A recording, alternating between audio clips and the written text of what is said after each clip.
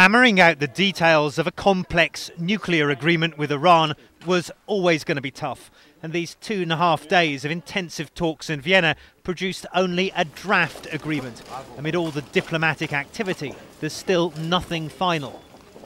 Everybody who participated at the meeting was trying to help, trying to look to the future and not to the past, trying to heal the wounds that existed for many, many years. And we are now I have circulated a draft agreement that reflects, in my judgment, a balanced approach to how to move forward. At stake is the future of the nuclear material Iran has manufactured over recent years. Low enriched uranium that it says is for nuclear fuel, but which could be diverted to make an atomic weapon.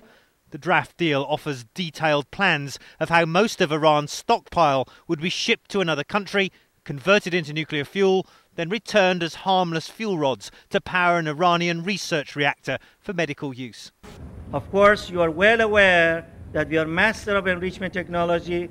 We can produce the fuel for ourselves for this reactor for 20% enrichment, but we have decided that we will receive the fuel from the potential suppliers which are willing to do so instead of that, under the auspices of DIE. But amid growing international concerns about Iran's nuclear intentions, this is about far more than providing the Islamic Republic with nuclear fuel.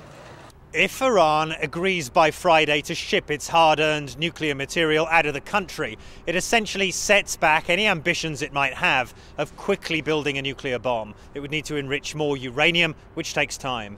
But more importantly, diplomats say an agreement would be a major confidence-building step. It would show that the US-backed diplomatic initiative to engage Iran can actually yield results.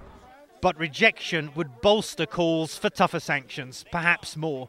The future tone of negotiations with Iran hangs in the balance.